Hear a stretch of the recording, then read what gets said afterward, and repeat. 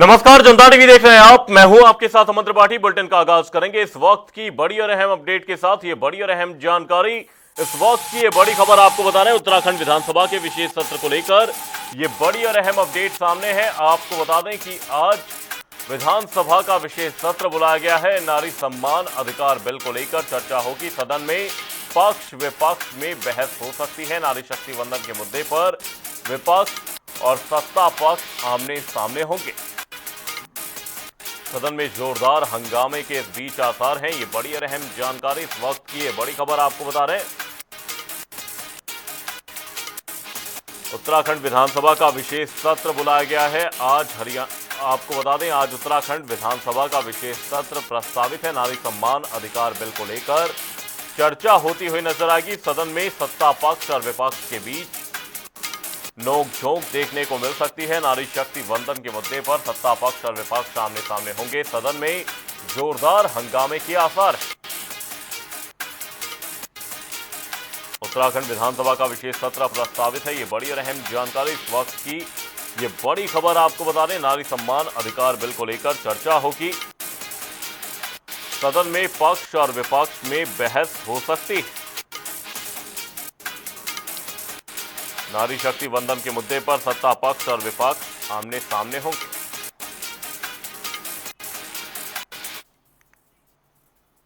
मुख्यमंत्री पुष्कर सिंह धामी ने नई दिल्ली में केंद्रीय पेट्रोलियम मंत्री हरदीप सिंह पुरी से मुलाकात कर उत्तराखंड की भौगोलिक परिस्थितियों और आपदा संवेदनशीलता से जुड़े मुद्दों पर चर्चा की। उन्होंने चार धाम यात्रा के दौरान व्यावसायिक एलपीजी सिलेंडरों की 100% आपूर्ति और आपदा काल में अतिरिक्त 5% आवंटन की मांग रखी। मुख्यमंत्री ने बताया कि यात्रा और मानसून अवधि में गैस की मांग और राहत कार्यों के लिए इसकी अहम भूमिका होती है। केंद्रीय मंत्री ने सभी प्रस्तावों पर सकारात्मक कार्रवाई का आश्वासन दिया।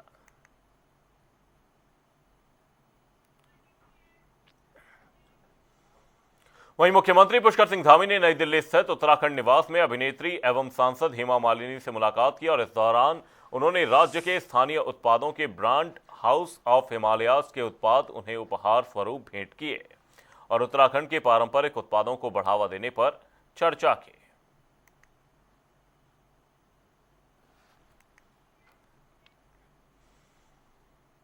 हल्द्वानी में कांग्रेस प्रदेश अध्यक्ष गणेश गोदियाल ने प्रेस वार्ता में केंद्र सरकार पर महिला आरक्षण संशोधन विधेयक को लेकर जनता को गुमराह करने का आरोप लगाया।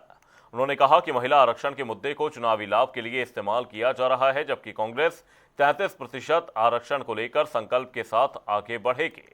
साथ ही उन्होंने दावा किया कि 2027 में कांग्रेस राज्य से भाजपा को सत्ता से बाहर करेगी और कई बड़े नेताओं की पार्टी में ज्वाइनिंग भी जल्द होगी। बिल में 2023 को पास हो गया।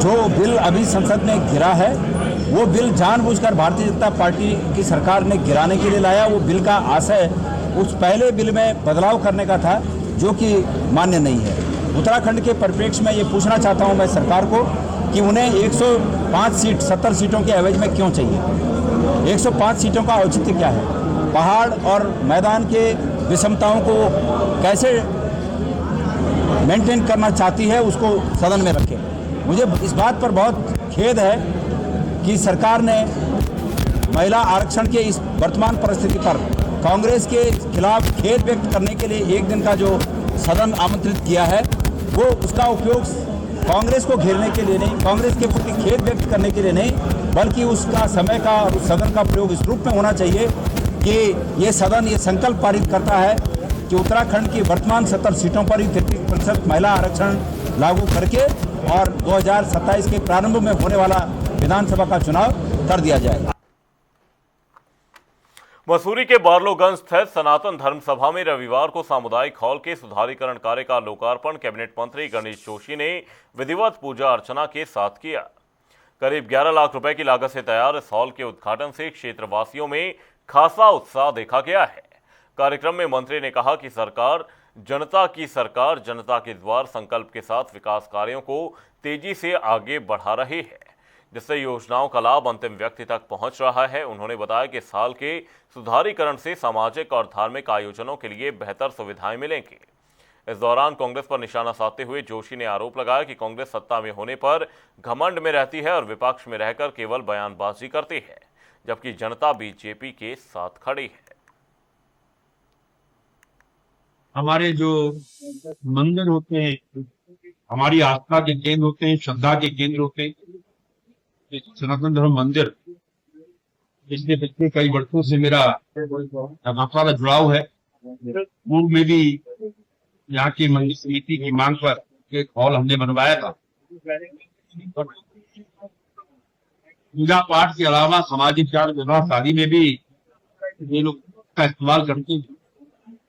और आज एक और हॉल 15 लाख की लागत का लोकार्पण ने यहाँ पर किया है और हमने आश्वस्त किया है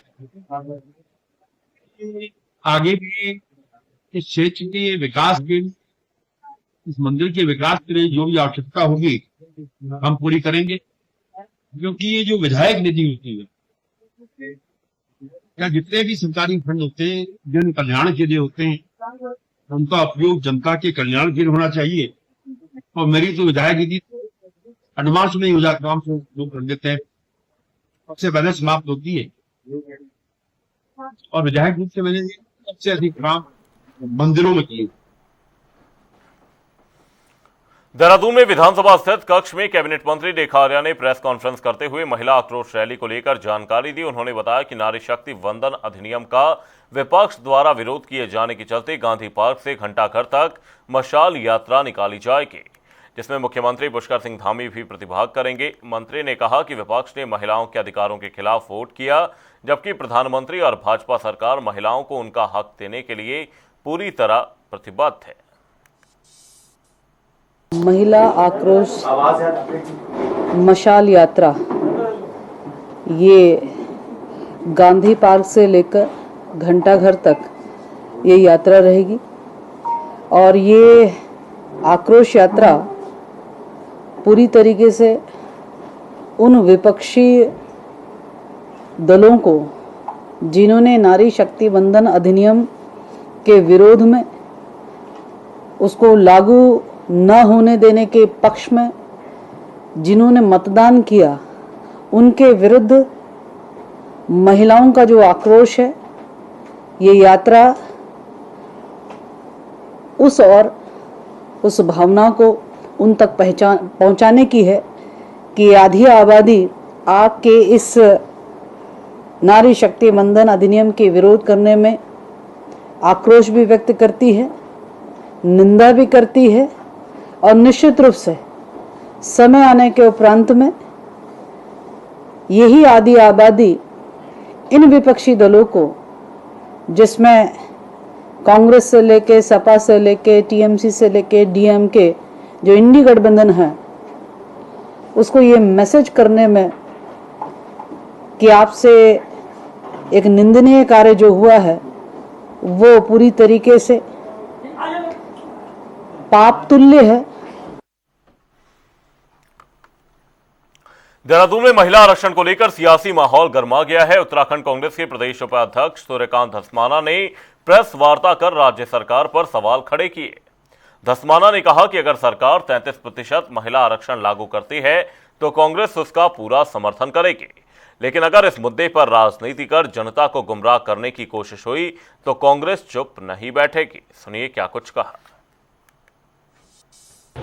परिसीमन स्वयंभू जिसने किया वो 850 सीट बनाने का काम, बिल में 850 सीट ये कभी इस देश के अंदर नहीं हुआ। 850 सीटें बना दी और 850 सीट बना करके बिल पेश कर दिया। धूल झोंकने का काम देश की महिलाओं को, जबकि देश में पहले ही 2023 में देश की लोकसभा राज्यसभा से पारित विधेयक जो महामहिम राष्ट्रपति के हस्ताक्षर के बाद कानून बन गया, महिलाओं को आरक्षण देने की व्यवस्था जिसमें स्पष्ट रूप से है, लेकिन उसमें जो कंडीशंस लगाई वो उस सरकार ने लगाई जो आज फिर दोबारा से बिल ला रही है। महिला आरक्षण, नारी शक्ति वंदन, ये जो नामकरण करके पूरे देश के अंदर एक वातावरण बनाने की कोशिश की जा रही कि कांग्रेस महिला आरक्षण का विरोध कर रही है। हमने स्पष्ट रूप से कहा, पहले भी महिला आरक्षण का बिल हमने सर्वसम्मति से लोकसभा राज्यसभा में पारित करवा करके कानून बनवाया। महिला आरक्षण के हम पूरे प्रबल समर्थक हैं, लेकिन इस देश के संघीय ढांचे पर किसी भी प्रकार की आंच नहीं आने देंगे, ये भी हमारी जिम्मेदारी है। इसीलिए केंद्र में वो जो कानून बनाने की कोशिश की गई उस पर धत्ता बताया गया, उस पर उनको पटकनी दी गई। अब उनकी नकल उतारते हुए राज्य में विशेष सत्र हो रहा है, राज्य में विशेष सत्र हो रहा है। अब राज्य की सरकार या माननीय विधानसभा अध्यक्ष, उनसे मेरा सवाल है,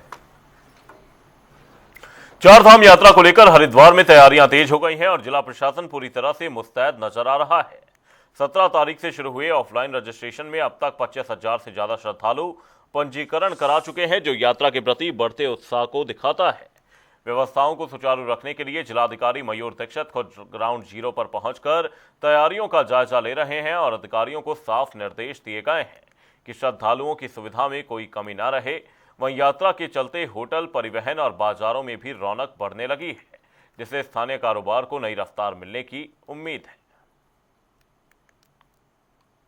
सभी चारों हमारे कपाट मंदिरों के खुल चुके हैं और यात्रा पूरे अपने रूप में आ चुकी है। उसको लेकर सभी यात्रियों में, श्रद्धालुओं में, साथ ही हमारे स्थानीय व्यापारी वर्ग सभी में बहुत उत्साह है। अभी तक जब से हमने ऋषिकुल में ऑफलाइन रजिस्ट्रेशन प्रारंभ किया था 17 तारीख से लेकर आज तक करीबन 25,000 से अधिक लोगों ने ऑफलाइन रजिस्ट्रेशन किया है। इसके साथ ही चूँकि ऑनलाइन रजिस्ट्रेशन की सुविधा भी है, लोग खुद से भी रजिस्टर कर रहे हैं और इसके अतिरिक्त आगे ऋषिकेश में भी रजिस्ट्रेशन चल रहा है और इस सभी यात्रियों की यात्रा सुगम रहे, इसके लिए विभिन्न डिपार्टमेंट्स को जो जिम्मेदारी दी गई है वो भी अपनी जिम्मेदारी का निर्वहन कर रहे हैं। हमारे द्वारा भी लगातार सभी जगह का निरीक्षण किया जा रहा है। मुख्यतः हमारी सड़कों पर ट्रैफिक न लगे और लोगों को पीने का पानी, टॉयलेट और सही जानकारी समय पर मिल जाए, स्वास्थ्य सुविधाओं के साथ ही उस पर हमारा विशेष फोकस है। हरिद्वार जनपद में जनगणना 2027 का पहला चरण शुरू हो गया है, जहां 25 अप्रैल से 24 मई तक घर घर जाकर मकानों का सूचीकरण और गणना की जाएगी। इस बड़े अभियान के लिए 2,944 प्रगणक और 478 पर्यवेक्षक तैनात किए गए हैं। जिलाधिकारी मयूर दीक्षित खुद इस प्रक्रिया की निगरानी कर रहे हैं और अधिकारियों को निर्देशित किया है कि कार्य पारदर्शिता और तय समय में पूरा किया जाए। वहीं खास बात यह है कि इस बार जनगणना पूरी तरह से डिजिटल माध्यम से मोबाइल ऐप और CMS पोर्टल के जरिए की जा रही है, जिससे प्रक्रिया और अधिक सटीक बनेगी। प्रशासन ने लोगों से अपील की कि वे सही जानकारी देकर इस राष्ट्रीय अभियान में सहयोग करें। जनगणना का जो कार्यक्रम है वो 10 तारीख से सेल्फ एन्यूमरेशन का शुरू हुआ था और अभी 25 तारीख से घर घर जाके हाउस लिस्टिंग का कार्य प्रारंभ कर दिया गया है। हरिद्वार जनपद में विभिन्न नगर निकायों में और साथ ही हमारे जो तहसील हैं सभी जगह डिवाइड किया गया है पूरे जिले को। करीबन 2,944 हमने एन्यूमरेटर्स तैनात किए हैं, जो कि अपने सीमित क्षेत्र में जो उनका क्षेत्र डिसाइड किया है वहाँ पर घर घर जाके हाउस लिस्टिंग करेंगे और फिर जो बेसिक क्वेश्चंस हैं क्वेश्चंस वहाँ पर जाके पूछेंगे। और इस प्रक्रिया के लिए 1 महीने का समय निर्धारित किया गया है, जो कि मई 24 तक चलेगा। मैं सभी जनपद वासियों से अनुरोध करता हूँ कि जब भी हमारी जनगणना की टीम आपके पास आएगी तो आप उनको जो भी जानकारी वो पूछे, आफ्टर वेरिफिकेशन उनको दें और साथ ही इस जनगणना की जो प्रक्रिया है उसको समयबद्ध पूर्ण करने में हमारा सहयोग है। हरिद्वार के बहादुराबाद थाना क्षेत्र के अतमलपुर बोंगला बाईपास के पास सोमवार सुबह उस समय सनसनी फैल गई जब खेत में एक युवक का लहूलुहान शव मिला। शव देखकर स्थानीय ग्रामीणों में हड़कंप मच गया। वहीं मौके से शराब और पानी की बोतलें भी बरामद हुई हैं, जिससे कई तरह के सवाल खड़े हो रहे हैं। वहीं घटना की सूचना मिलते ही पुलिस टीम मौके पर पहुंची और शव को कब्जे में लेकर जांच शुरू कर दी है। फिलहाल पुलिस पूरे मामले की गहनता से जांच कर रही है।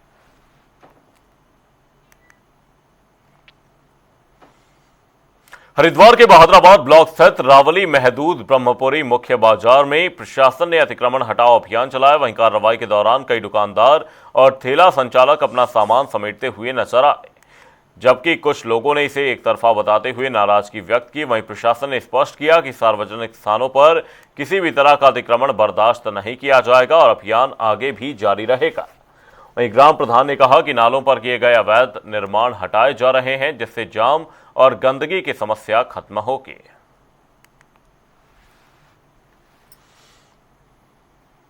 पूरे ग्रामवासी और पूरे दुकानदार भाई बहुत परेशान थे, हम भी इससे बहुत परेशान थे और इसकी हमने वीडियो भी डाली, ग्राम प्रधान से भी शिकायत करी, विधायक से भी शिकायत करी। इससे स्कूल में आने जाने वाले बच्चों को बहुत परेशानी होती थी, आवागमन में बड़ी दिक्कत थी और इससे मैं तो कह दूं हर ग्रामवासी बहुत परेशान था अतिक्रमण से जाके। जो ये कार्य हो रहा है बहुत अच्छा कार्य हो रहा है और ये कार्य समय समय पर होना चाहिए जाके। देखिए, शासन प्रशासन द्वारा जो अवैध रूप से अतिक्रमण किया गया था लोगों द्वारा, उसको हटाया जा रहा है।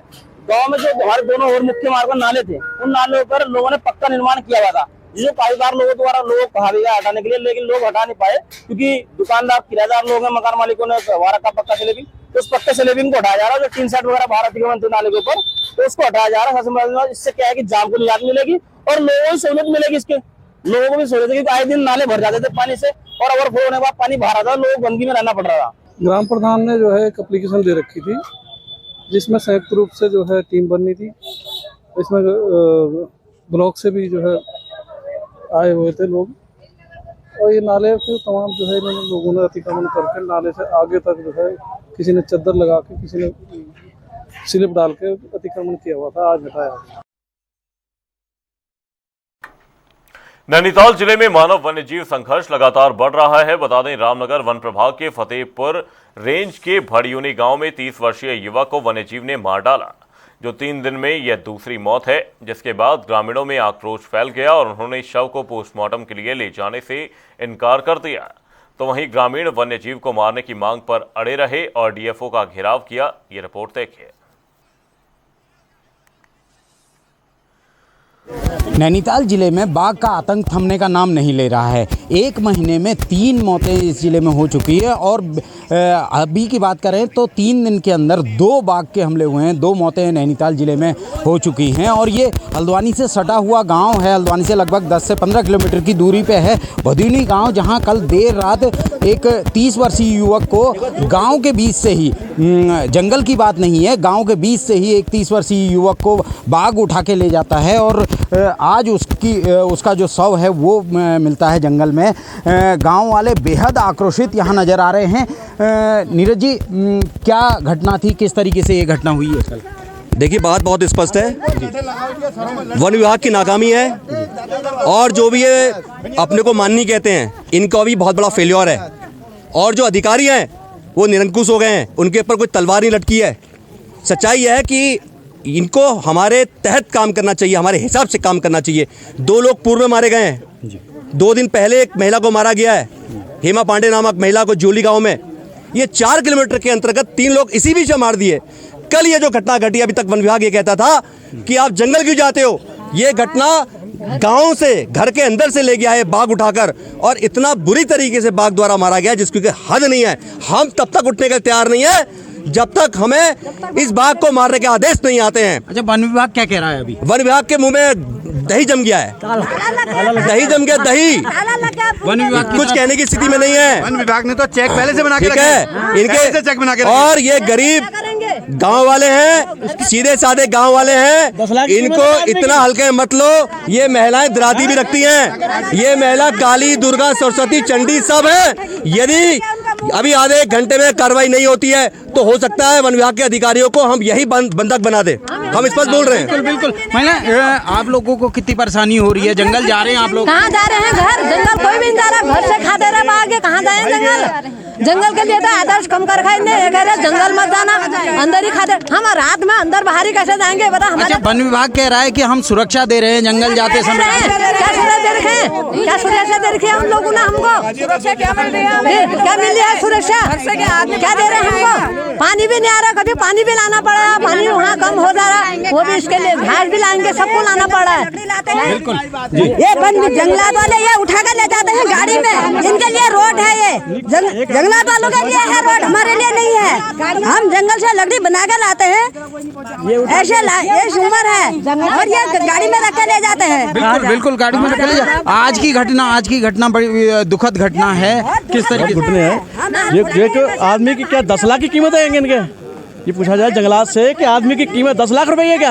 लो तुम्हारा आदमी मारते हैं, हम 10 लाख रुपए देते हैं। 10 लाख वही रखा है, वही लाख रुपए बात है, 10 लाख रुपए को सही कर दें। बिल्कुल बिल्कुल, आपने देखा किस तरीके से ग्रामीणों में आक्रोश है और बेहद इसमें वन विभाग का जो रवैया है उसको लेकर खासा आक्रोश यहाँ ग्रामीणों में देखने को मिल रहा है। कुछ एक ग्रामीण और जी, इस हमारे वहाँ 3-4 घंटे हो चुके हैं, फॉरेस्ट्री विभाग पहुँच चुका है, लेकिन अभी तक राजस्व विभाग से एसडीएम साहब, जिला प्रशासन की तरफ से एक पटवारी से अलावा अभी तक एक एसडीएम साहब यहाँ पर नहीं पहुँच पाए हैं नैनीताल से। बताइए, बहुत बड़ी एक शर्मनाक एक वो है हमारे लिए। एसडीएम साहब नहीं पहुंचा है अभी तक। बिल्कुल बिल्कुल, आप देख रहे हैं किस तरीके से ग्रामीणों में आक्रोश है कि जो राहत दे सकते हैं उन अधिकारियों को मौके पर आना चाहिए, चाहे वो फॉरेस्ट विभाग के अधिकारी हों या फिर जिला प्रशासन के अधिकारी हों, उन्हें मौके पर होना चाहिए। और बेहद दुखद बात यह है कि ऐसा कोई भी सक्षम अधिकारी यहाँ ग्राउंड लेवल पे हमें भी नज़र नहीं आया है, जिससे कि ये पूछा जा सके, जो जिम्मेदारी ले सके इस घटना की और तमाम इस तरीके से आगे ये घटना ना हो उसमें उसके उपाय वो कर सके। इस तरीके का कोई सक्षम अधिकारी अभी तक मैदान में नहीं है। और ये बेहद दुखद बात है कि ग्रामीण जिनका आजीवन, जिनकी जीविका ही जंगलों से चलती है, जो गांव बसे हैं वो भी जंगलों के बीच में बसे हैं, तो किस तरीके से इन ग्रामीणों का आगे का जीवन यापन होगा और किस तरीके से आगे समय निकलेगा, ये बेहद महत्वपूर्ण है। बहरहाल अभी केवल और केवल इंतज़ार हो रहा है। जो वन विभाग के बड़े अधिकारी हैं उनको मौके पे बुलाया गया है। अब देखने वाली बात होगी कि कितनी देर में ये अधिकारी यहाँ पहुँचते हैं और इस पर समाधान देते हैं। जनता टीवी के लिए संजय प्रसाद, हल्द्वानी से। नारी शक्ति वंदन अधिनियम को लेकर उत्तराखंड में सियासी माहौल गर्मा गया है। 28 अप्रैल को विधानसभा का एक दिवसीय विशेष सत्र आहूत किया गया है। ये बिल लोकसभा में पास नहीं हो सका था, जिसके बाद अब इसे लेकर प्रदेश स्तर पर चर्चाएं तेज हो गई हैं। विशेष सत्र में सरकार की ओर से निंदा प्रस्ताव लाए जाने की तैयारी है। वहीं विपक्ष भी इस मुद्दे पर आक्रामक रुख अपनाए हुए है। पूरे मामले को लेकर सत्ता पक्ष और विपक्ष के बीच टकराव के आसार साफ दिखाई दे रहे हैं। सभा में नारी शक्ति वंदन अधिनियम बिल पास नहीं हो पाया, जिसके बाद से ही देश भर में राजनीतिक उबाल है, सियासी पारा चढ़ा हुआ है। सत्ता पक्ष से लेकर विपक्ष तमाम दल एक दूसरे पर आरोप प्रत्यारोप कर रहे हैं।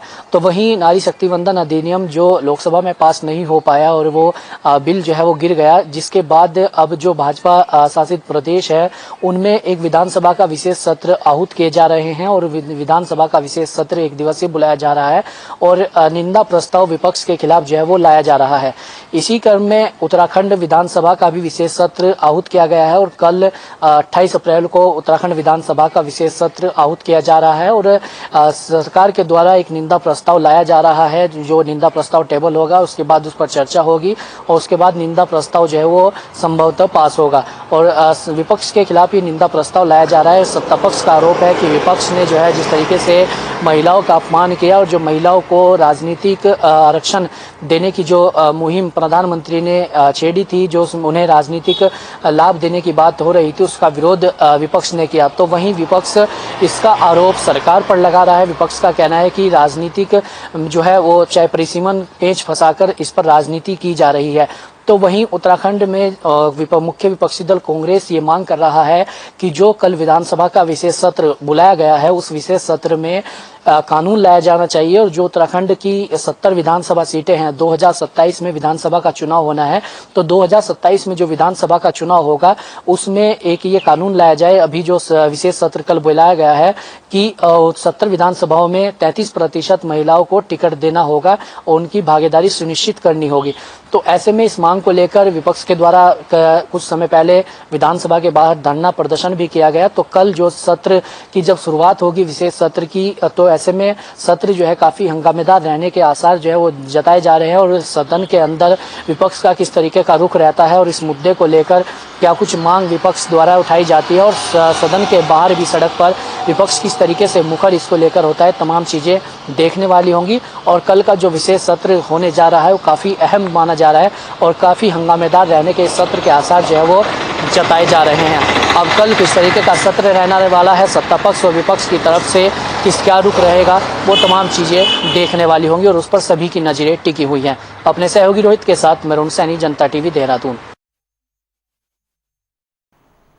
बुलेटिन में फिलहाल के लिए सिर्फ इतना ही, रुकेंगे एक छोटे से ब्रेक के लिए। देखते रहिए जनता टीवी।